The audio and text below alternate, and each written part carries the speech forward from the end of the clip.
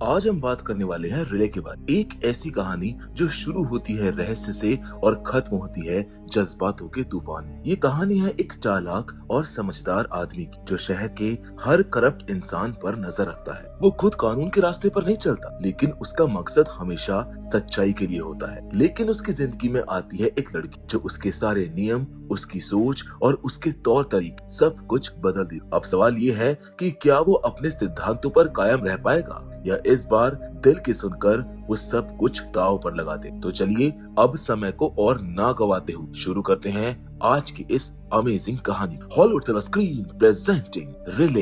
ये कहानी शुरू होती है हॉफमैन से। उसके हाथ में एक अहम फाइल है और वो बुरी तरह घबराया हुआ नजर आता है। थोड़े डर और उलझन के साथ वो एक रेस्टोरेंट में बैठता है। वहीं कुछ ही देर में रूम में एक व्यक्ति आता है जो एक्चुअली में एक बड़ी फार्मास्यूटिकल कंपनी का सीईओ है। दोनों के बीच बातचीत होती है, मगर सीईओ उससे कहता है कि वो उसे पहचानता ही नहीं है। हालांकि हॉफमैन डरकर नहीं चुप रहता। वो सीईओ के सामने फाइल रख देता है और साफ कहता है कि ये उसकी रिस्क वाली रिपोर्ट है। वो ये भी जोड़ता है कि इसकी कॉपी उसके प्रतिनिधि यानी रिप्रेजेंटेटिव के पास सुरक्षित है। वो चेतावनी देता है कि कभी अगर उसे या उसके परिवार को कुछ हुआ तो वो कॉपी सीधा कानून व्यवस्था वालों के पास चली जाएगी, मतलब पुलिस के पास चली जाएगी। सीईओ फाइल ले लेता है और थोड़ी बातचीत के बाद दोनों साथ में फोटो भी खिंचवाते हैं। इसके बाद सीईओ वहाँ से चला जाता है, जिसके कुछ समय के बाद हॉफमैन भी बाहर निकलता है। लेकिन तभी हमें नजर आता है कि कोई उसे छुप कर देख रहा था। उस आदमी का नाम ऐश है। ऐश चुपके से हॉफमैन का पीछा करता है और उसे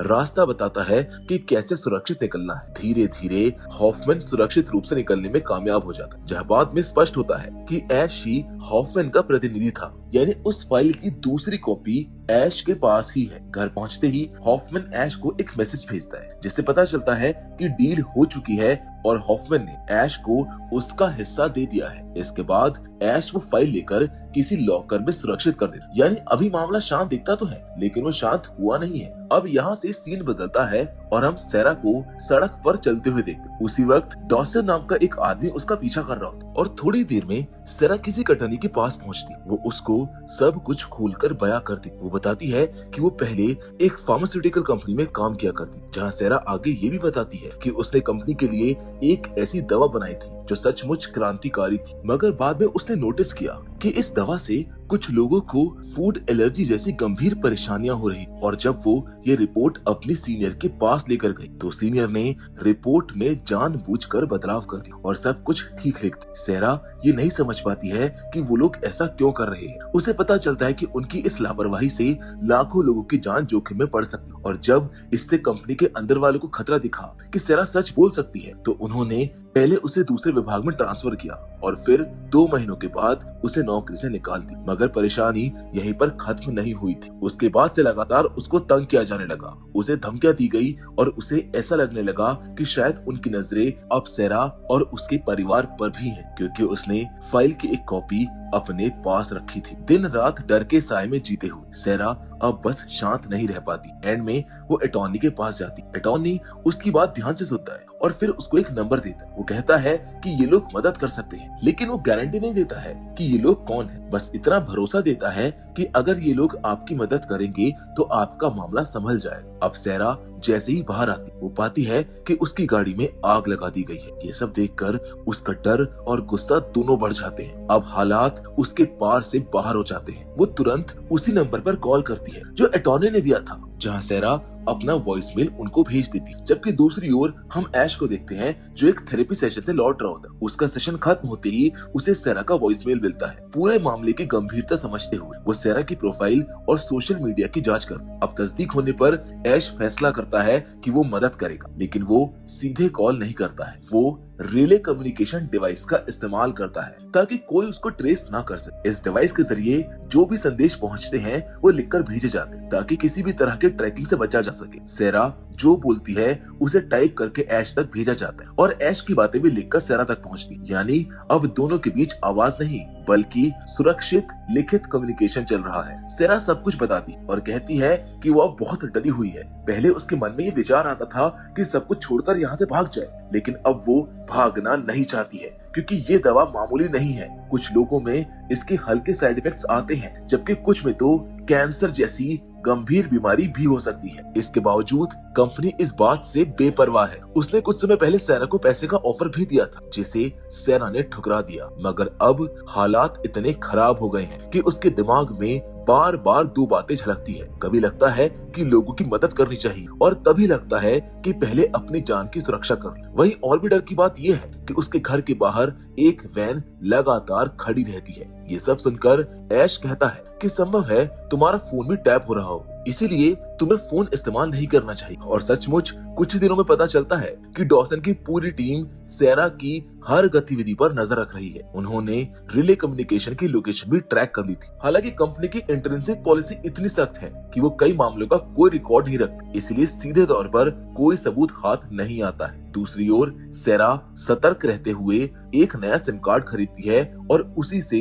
ऐश से बात करने लगती। ऐश ने शुरू में ही साफ कह दिया था कि उन्हें पहले कुछ पैसे चाहिए हो, पर उसने सैरा को भरोसा भी दिलाया कि जैसे ही वो डील करवा देगा, सैरा को उससे ज्यादा हासिल हो जाएगा। फिर ऐश ने कारण पूछा कि आखिर कंपनी इतना दबाव क्यों बना रही। तब सैरा ने बताया कि कंपनी किसी और बड़े खरीदार यानी कि एक्वायर से जुड़ने वाली है और अगर ये मामला सार्वजनिक हुआ तो सौदा टूट सकता था। इससे कंपनी को भारी आर्थिक नुकसान की संभावना थी। इन बातों को समझकर ऐश ने सख्ती से कहा, मैं जो कहूँगा वैसा ही करो, कोई भी ऐसा कदम मत उठाना जो मैंने मना किया हो। इतना कहकर उसने कुछ सुरक्षा लिया और कूट शब्द बनवा ली। फिर उसने अपने पास रखे दो फोन निकाले, एक पर पीला टेप और दूसरे पर लाल टेप लगाया। पीले वाले फोन की कॉपी उसने सैरा को भेज दी और उसमें लिखे इंस्ट्रक्शंस भी। इसके बाद सैरा को बताया गया कि वो दो अलग अलग फ्लाइट पकड़कर पिट्सबर्ग पहुंचे और उसे निर्देश दिया गया कि वो अपना नियमित फोन साथ लेकर नहीं जा सकती, सिर्फ लाल टेप वाले फोन का इस्तेमाल करना और दूसरे फोन को तब तक बंद रखना जब तक वो ना कहे। सैरा ने वही किया और फ्लाइट में बैठ गई, जबकि उधर डॉसन और उसकी टीम भी उस पर नजर बनाए हुए थे। पर उन्हें ये पता नहीं था कि ऐश भी एयरप्लेन में मौजूद है और उसने अपनी शक्ल पूरी तरह से बदल ली है। अब एयरपोर्ट पहुंचकर ऐश लॉस्ट एंड फाउंड में जाता है। वहाँ पर वो एक बैग जमा करवाता है जिस पर सैरा का नाम लिखा हुआ था। कुछ देर के बाद लॉस्ट एंड फाउंड से ऐलान होता है कि सैरा का एक बैग मिला है। डॉसन ये सुनता है और तुरंत लॉस्ट एंड फाउंड की तरफ भाग जाता है। उसी वक्त ऐश सैरा को फोन करके कहता है, इन अनाउंसमेंट्स को इग्नोर करो और जो मैं कह रहा हूँ वो मानो, तुम्हें 2 पार्सल भेजने हैं। सैरा ने वैसा ही किया। उसने दोनों पोस्ट ऑफिस की रसीदें संभाल कर निकाली। जब डॉसन लॉस्ट एंड फाउंड में पहुंचा तो वहाँ पर दूसरा अनाउंसमेंट हुआ और वो भ्रमित हो गया। ऐश वहीं दूर से लोगों की तस्वीरें ले रहा था। थोड़ी देर में डॉसन को समझ में आ गया कि ये सब एक सदी हुई चाल थी, उनका ध्यान भटकाने की। हालांकि डॉसन ने अपने एक साथी रोशेट को भेजा था ताकि वो सैरा पर नजर रख सके। रोशेट ने देखा कि सैरा 2 पार्सल भेजकर निकल रही है। सैरा ने पार्सल भेजने के बाद रिसीट फेंक दी और जल्दी से वो वहाँ से निकल गई। कुछ देर के बाद जब डॉसन की टीम ने सब कुछ चेक किया तो वो मान बैठे थे कि उन्हें गुमराह कर दिया गया है। किसी एक पैकेट में असली जानकारियां छुपी हुई थी। तब ऐश ने सैरा से ये कहा कि जैसे उन्हें पोस्ट मिल जाएगा वो सबूत जांचकर कंपनी से डील करेंगे, उसे डरने की जरूरत नहीं है। और अब वैसे भी डॉक्यूमेंट्स उनके पास पहुंच चुके हैं और आगे की कार्यवाही उनकी जवाबदेही है। हाँ, फाइनल डील के समय सैरा को मौजूद रहना होगा पर वो खुद कभी सामने नहीं आएंगे। इसी बीच डॉसन की टीम सक्रिय रहती। उसके लोग ओक्लाहोमा और मिशिगन के पोस्ट ऑफिस तक पहुंच जाते। रिसीट से मिली लोकेशन पर कैमरा भी लगाते। मिशिगन में रोशेट पार्सल की तहकीकात करती है पर पोस्ट ऑफिस वाले उसे कोई भी जानकारी देने से इनकार कर देते। लेकिन फिर भी वो उसको बताते हैं कि ऐसी किसी पार्सल या ट्रैकिंग डिवाइस का रिकॉर्ड हमारे पास नहीं है। यहाँ असल चालाकी सामने आती। ऐश ने मेल फॉरवर्डिंग का इस्तेमाल किया था और दस्तावेज एक तीसरे पते पर भिजवा दिए थे। मेल फॉरवर्डिंग में ट्रैकिंग नंबर पर नया पता अपडेट नहीं होता है, इसीलिए ये सब और भी ज्यादा गुमराह कर देने वाला था। बाद में हम देखते हैं कि ऐश तीसरे पोस्ट ऑफिस पर पहुंचता है, वहां से पैकेट उठाता है और घर लौट आता है। अब सारे दस्तावेज उसके पास। फिर ऐश सीधे सैरा की पुरानी कंपनी में कॉल करता है और कहता है कि उसके पास 311 पन्नों की फूड असेसमेंट रिपोर्ट है। वो डील की शर्त रखता है, पहले तुम मेरे क्लाइंट का पीछा बंद करोगे तब हम बातचीत पर आएंगे। और ये बात ऊपर तक कंपनी के सीईओ तक पहुंचने वाली है। ऐश आसानी से चुप बैठने वालों में से नहीं था। जल्द ही वो हर वक्त सैरा के आसपास दिखाई देता और दूर से उस पर निगाह जमाए रखता। कुछ समय बाद वो डॉसन की वैन के पास पहुंचता है और वहाँ चुपके से एक फोन छोड़कर चला जाता है। थोड़ी देर के बाद जब फोन बजता है जिसको डॉसन उठाता है तो ऐश फोन से साफ आवाज में बोलता है कि उसके पास पूरी रिपोर्ट है। वो डॉसन और उसकी टीम को धमका कर कहता है कि अगर तुरंत सैरा का पीछा नहीं छोड़ा गया तो वो सारी रिपोर्ट्स मीडिया में भेज देगा और उन सब की जिंदगी तहस नहस कर देगा। फिर उसने शर्त रखी, फाइलें लौटानी होंगी और बदले में $5 लाख नगद चाहिए। भुगतान होने के बाद ही वो ओरिजिनल कॉपी लौटाई जाएगी, लेकिन उसकी एक कॉपी हमेशा उसके पास ही रहेगी। साथ ही उसने साफ कहा कि अगर भविष्य में फिर से किसी ने उनके क्लाइंट का पीछा किया तो वो लौटकर फिर से आएंगे। डॉसन ये सुनते ही गुस्से में अपनी वैन से बाहर निकलता है और अपने साथियों को इशारा करके चुनौती देता है। कुछ देर के बाद वो वैन लेकर चले जाते हैं। ये सब देखने के बाद सैरा ऐश की मदद के लिए आभारी होती, लेकिन ऐश कहता है कि खेल अभी खत्म नहीं हुआ है। उसने सैरा से ये कहा कि डील के बाद उसे कुछ दिनों के लिए शहर से बाहर रहना होगा, मगर ये स्थायी नहीं होगा, वो वापस आ सकती है। साथ ही में ऐश ने एक शर्त भी रखी कि अगले कुछ महीने तक सैरा रोज वॉइसमेल भेजेगी। हर बार अगर सब ठीक होगा तो ऑल राइट बोलना है और अगर कुछ गड़बड़ लगे तो वेदर बोलना है। सैरा इन शर्तों को मान लेती है। अगले दिन हम देखते हैं कि ऐश एक डेट ऐप पर है, साथ में एक लड़की वॉश जो कि एक पुलिस ऑफिसर है। दोनों का अतीत कठिन रहा है, वो दोनों थेरेपी में भी जाते थे। ये रिश्ता बताता है कि ऐश अकेला नहीं है, उसके पास भरोसेमंद लोग भी हैं। फिर खबर आती है कि डॉसन पैसे देने के लिए तैयार हो गया है। ऐश बताता है कि पैसे पोस्ट ऑफिस के जरिए भेजने होंगे, जिसके लिए वो योजना बनाते हैं। वो कहते हैं कि जिस बॉक्स में पैसे रखे जाएंगे उस पर एक ट्रैपर छिपा दिया जाएगा जिसकी बैटरी 4 दिनों तक चलेगी। इस तरह वो पैसों की मूवमेंट पर नजर रख सकेंगे। इसके बाद सैरा थोड़ी थोड़ी आजाद घूमने लगती है क्योंकि उसका पीछा कुछ दिनों के लिए रुक जाता है। शाम को ऐश उसको एक गाना सुनने की सलाह देता है और वो गाना सुनते हुए चैन की सांसें लेती है। ऐश जब सैरा की प्रोफाइल देखता है तो उसे सैरा के प्रति कुछ खास महसूस होने लगता है, पर वो अपनी सीमाएं जानता है और काम के दौरान ही बात करने का नियम रखता है। एक दिन ऐश इतना कमजोर हो जाता है कि वो नियम को तोड़कर सीधे सैरा को कॉल कर देता है। बातचीत खत्म होने के बाद उसे एहसास होता है कि उसने काम के दायरे से बाहर कदम उठा दिया है, इसलिए वो फोन बंद कर देता है और अपने आप पर काबू पाता है। जिसके बाद वो मेल फॉरवर्डिंग के जरिए पोस्ट ऑफिस पर रखे पैसे चुपके से सैरा के पास भिजवा देता है ताकि ट्रैकर और डॉसन दोनों गुमराह हो जाए। रात में डॉसन का कॉल आता है और वो शिकायत करता है कि मिली हुई फाइल 311 पेज की बताई गई थी, जबकि असली ओरिजिनल फाइल 327 पेज की है, यानी कि 16 पेज अभी भी गायब है। ऐश हैरान रह जाता है। वो तुरंत सैरा को कॉल करके पूछता है, जिस पर सैरा जवाब देती है कि वो 16 पेज वही हैं और उनमें कुछ भी अलग नहीं है। पर ऐश नाराज हो जाता है। वो कहता है कि ऐसी कोई भी गड़बड़ नहीं होनी चाहिए थी, उसने पहले साफ निर्देश दिए थे। आखिरकार ऐश कहता है कि अगले दिन टाइम स्क्वायर आकर उससे मिलो और साथ में वो 16 पन्ने लेकर आना। सैरा वैसा ही करती है। जहाँ पहुंचकर ऐश उससे कहता है कि सामने जो बुक शॉप है ये फाइल वहीं पर छोड़कर चली जाओ, बस वहाँ पर रखो और तुरंत निकल जाना। सैरा वैसा ही करती, मगर उसी समय डॉसन और उसकी टीम वहाँ पर उसका इंतजार कर रहे होते हैं, जिसको देखने के बाद ऐश को महसूस होता है कि शायद सैरा ने फिर से गड़बड़ कर दी है, क्योंकि जहाँ पर ऐश ने उसको वो फाइल रखने को कहा था उसने वो फाइल वहाँ पर नहीं रखी। अब डॉसन के लोग उसी जगह जा रहे थे और हालात उलझ रहे थे। ऐश समझ नहीं पाता कि क्या हो रहा है। तभी उसकी नजर एक भिखारी पर पड़ती है। ऐश उसे कुछ पैसे देता है और उसको निर्देश देता है कि वो दुकान के सामने केओस करके एक मौके का फायदा उठाए और फाइल उड़ा ले। भिखारी वही करता है और फाइल लेकर भाग जाता है। डॉसन के लोग भिखारी को पकड़ने के लिए दौड़ते हैं, लेकिन भिखारी पकड़ में आने से पहले ही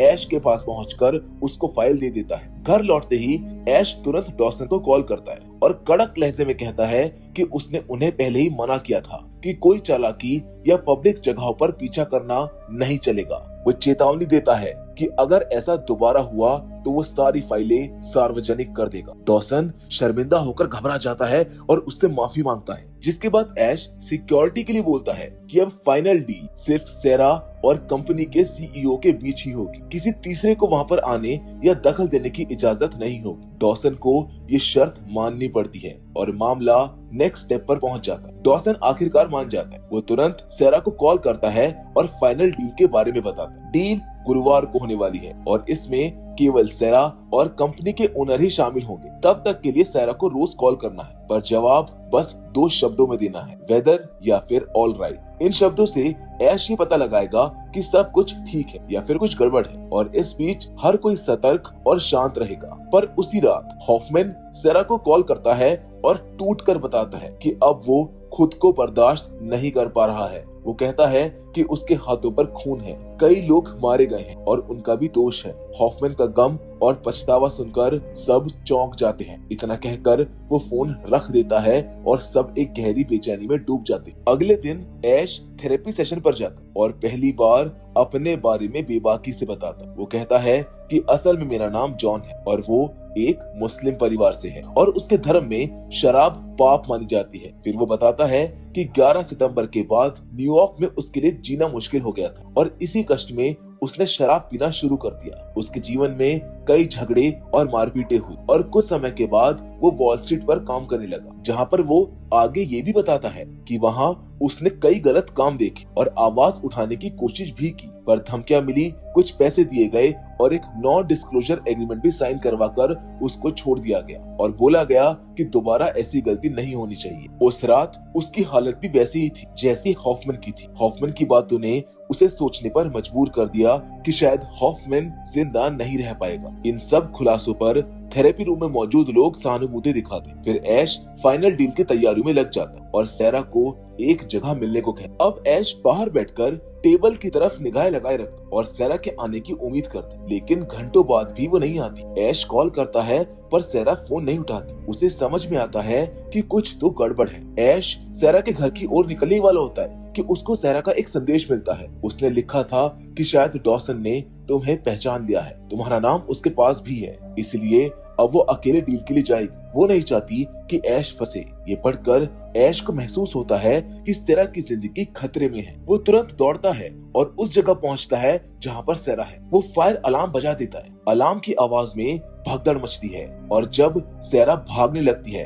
तब ऐश उसका हाथ पकड़ लेता है। सैरा डर जाती है कि ये अजनबी कौन है। ऐश उसे शांत करके कहता है, मैं ऐश हूँ, चलो यहाँ से निकलते हैं। जिसके बाद वो दोनों वहाँ से भाग जाते हैं। अब कहानी में एक छोटा सा पल आता है जब सैरा ऐश से पूछती है कि तुम मेरी इतनी मदद क्यों कर रहे हो, जिस पर ऐश ये जवाब देता है कि ये तो मेरा काम है। सैरा हैरान होकर कहती है कि इतनी हद तक कोई बस मदद के लिए नहीं जाता, तुम्हारा नाम क्या है? ऐश मुस्कुराकर बताता है कि मेरा पूरा नाम अशरफ है, पर सब उसे ऐश कहकर बुलाते हैं। फिर ऐश बताता है कि अब उसको चलना होगा और वो सैरा को स्टेशन तक पहुंचा देता है। जाते हुए दोनों एक दूसरे की तरफ देखते। सैरा उम्मीद करती है कि शायद ऐश उसको चूमेगा, पर वो सिर्फ धीरे से उसके बालों को छूकर अलविदा कहता। सैरा आगे बढ़ जाती है और ऐश उसे दूर से देखता रह जाता है। कुछ घंटों के बाद डॉसन का फोन ऐश के पास आता। डॉसन कहता है कि सैरा उसके कब्जे में है। ऐश शांति से जवाब देता है कि अगर तुमने एक भी कदम गलत उठाया तो वो सारी फाइलें सार्वजनिक कर देगा।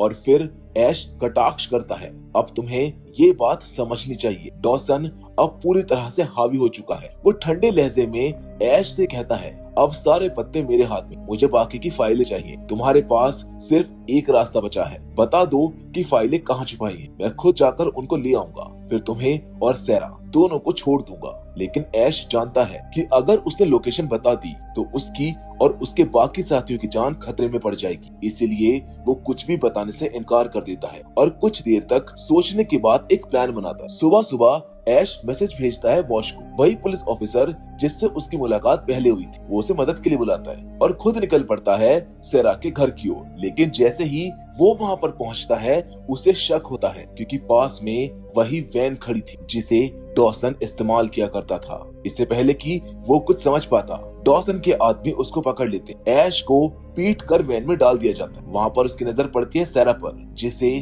कुर्सी से बांधकर रखा गया था। कुछ पल के लिए ऐश हालात समझने की कोशिश करता है, लेकिन मौका मिलते ही वो पलटवार करता है और एक एक करके सभी पर हमला करता हुआ उन्हें धूल चटा देता है। वो सबको हरा कर सैरा को छुड़ाने वाला होता है कि अचानक सैरा ही उसके ऊपर हमला कर देती। ये देखकर ऐश हैरान रह जाता है और तभी डॉसन आकर उसकी पिटाई करने लगता है और यहीं पर कहानी का असली सच सामने आता है। असल में सैरा कोई मासूम लड़की नहीं है जिसे ऐश बचाने की कोशिश कर रहा था, बल्कि वो तो डॉसन की टीम की हेड है। शुरू से ही पूरा खेल इसलिए रचा गया था ताकि वो ऐश तक पहुंच सके, क्योंकि ऐश के पास थी हॉफमैन वाली असली फाइल, वही जो कहानी की शुरुआत में डील के दौरान दिखाई गई थी। अब ऐश को मजबूर किया जाता है कि वो उन्हें उस जगह पर ले जाए जहां पर फाइलें रखी हुई हैं। ऐश उन्हें एक गोदाम यानी कि एक वेयरहाउस के पास ले आता है, पर जब वो पासवर्ड डालता है तो जानबूझकर गलत कोड डाल देता है। इससे पूरा एरिया धुएं से भर जाता है और इस अफरा तफरी में ऐश मौके का फायदा उठाकर भाग जाता है। भागते भागते वो एक गार्ड को मार देता है और उसकी बंदूक लेकर बाहर निकलता है। गोलीबारी के बीच ऐश तेजी से दौड़ता है, लेकिन डॉसन और उसके लोग उसके पीछे होते हैं। कुछ दूरी पर आखिरकार सैरा उसके सामने आ खड़ी होती। दोनों एक दूसरे पर बंदूक ताने खड़े हैं। कुछ पल की खामोशी के बाद ऐश अपनी बंदूक नीचे कर देता है और कहता है कि गोली चलाओ, लेकिन सैरा कुछ करती इससे पहले ही पुलिस के सायरन की आवाज गूंज उठती है। वॉश अपनी टीम के साथ पहुंच चुकी होती है। पुलिस सभी को गिरफ्तार कर लेती। वॉश ऐश से पूछती है, आखिर ये सब क्या चल रहा है? इस पर ऐश शांत होकर जवाब देता है, मेरे पास वो फाइलें हैं जिनमें इन कंपनियों के गैर कानूनी कामों का पूरा सबूत है। ये लोग उन्हीं फाइलों के पीछे थे। वॉश कुछ देर सोचती है और पूछती है, और तुम्हारे पास ये फाइलें आई कैसे? ऐश बस इतना कहता है, ये मेरा काम है, जिसके बाद पुलिस सबको लेकर चली जाती। पर थोड़ी देर के बाद ऐश को रिहा कर दिया जाता है। अब वो सीधा पहुंचता है एक दूसरे पोस्ट ऑफिस में, वही जहां उसने पहले पैकेट छिपाया था। वो पैकेट जिसमें सैरा के पैसे रखे थे। अब ट्रैकिंग डिवाइस की बैटरी खत्म हो चुकी, यानी कोई भी अब उसको ट्रेस नहीं कर सकता। ऐश आधे पैसे खुद रखता है और बाकी अपनी टीम को भेज देता है। इसके बाद वो वहां से हमेशा के लिए गायब हो जाने की तैयारी करता है। जाने से पहले वो सारी फाइलें मीडिया के पास भेज देता है और फिर एक दिन वो फार्मास्यूटिकल कंपनी जिसकी डील से ये कहानी शुरू हुई थी सुर्खियों में आ जाती है। फाइलें अब पब्लिक हो चुकी है और दुनिया को पता लग चुका है कि कंपनी ने कितनी बड़ी साजिश रची थी। और इसी खुलासे के साथ ये कहानी यहीं पर खत्म हो जाती। तो दोस्तों, ये थी ऐश की रोमांचक और ट्विस्ट से भरी कहानी। एक ऐसा इंसान जिसने झूठ और साजिश के इस जाल में फंसकर भी आखिर तक सच का साथ नहीं छोड़ा। उसने न सिर्फ खुद को बचाया, बल्कि उन लोगों के काले कारनामों को भी दुनिया के सामने लाकर रख दिया। ये कहानी हमें यही सिखाती है कि कभी कभी सच को उजागर करने के लिए सब कुछ दांव पर लगाना पड़ता है, फिर चाहे आपकी जान ही खतरे में क्यों ना पड़े। तो दोस्तों, मैं उम्मीद करता हूँ कि ये कहानी आपको पसंद आई हो। बाकी फिलहाल आज की वीडियो में बस इतना ही, लेकिन हमेशा की तरह हम आपसे जरूर मिलें, और वो भी एक और नई इंटरेस्टिंग कहानी के साथ। पर तब तक के लिए धन्यवाद।